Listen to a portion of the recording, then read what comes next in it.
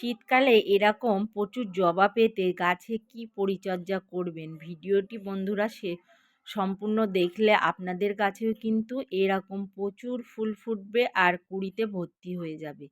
তো এটা হচ্ছে অস্ট্রেলিয়ান জবা গাছ। তো এরকম জবা গাছে এই সময় যে খাবারটি দিলে গাছের গ্রোথ কিন্তু খুব ভালো হবে, গাছে ফুল আসবে আর ফুলের সাইজটাও কিন্তু খুব বড় হবে।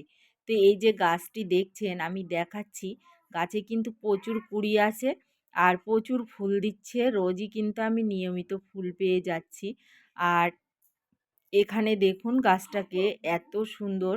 তবে এই সময় গাছের কিন্তু কিছু পাতা ঝরে যায়, যেহেতু এই সময়টাই হচ্ছে ডরমেন্সি পিরিয়ড। তো প্রতিটা গাছে কিন্তু কম বেশি পাতা কিন্তু ঝরবে। তো এখানেও একটা জবা গাছ আছে, এটা হচ্ছে গোলাপি কালারের।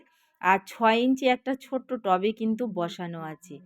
তো এই গাছটিকে কি পরিচর্যা করব, তো অবশ্যই আপনাদেরকে দেখিয়ে দেব। তো এখন দেখুন, এই যে অস্ট্রেলিয়ান জবা গাছে যে খাবারটি আমি দেব সেটা আপনাদেরকে আমি হাতে কলমেই দেখিয়ে দিচ্ছি, দিলে তাহলে কিন্তু আপনারাও এইরকম ফুল পাবেন। তো প্রথমে গোড়াটাকে ভালোভাবে খুশে নিতে হবে। তো আমি আগের দিন পানি একটু দিয়ে রেখেছিলাম, দেখুন গোড়াটা ভিজে ভিজে আছে। তো এইভাবেই গোড়াটা খুশে নিয়ে প্রথমে দিচ্ছি 1 চামচ গুঁড়ো সরিষার খোল।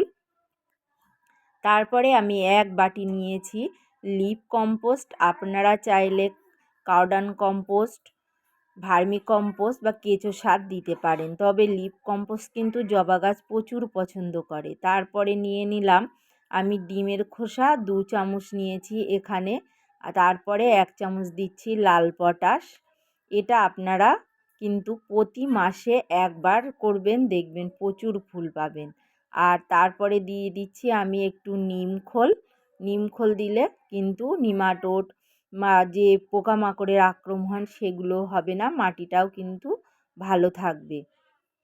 আর তারপরে আপনারা ভরপুর পানি দিয়ে দেবেন। এরপর দেখুন আমি পানি দিয়েছি, তবে এই সময় অবশ্যই জবা গাছে পানি দেওয়াটা খেয়াল রাখবেন, কারণ শীতকালে কিন্তু গাছে ততটা পরিমাণ পানি প্রয়োজন হয় না। এখানে দেখুন গাছে কিন্তু প্রচুর কুঁড়ি আছে। তো এই কুঁড়িগুলোকে আমরা আবার প্রচুর কুঁড়ি পেতে এইরকমভাবে প্রতি মাসে একবার খাবার দেব। আর এই যে ছোট্ট টবে আছে এই গাছটাকে কিন্তু রিপোর্ট করে দেব।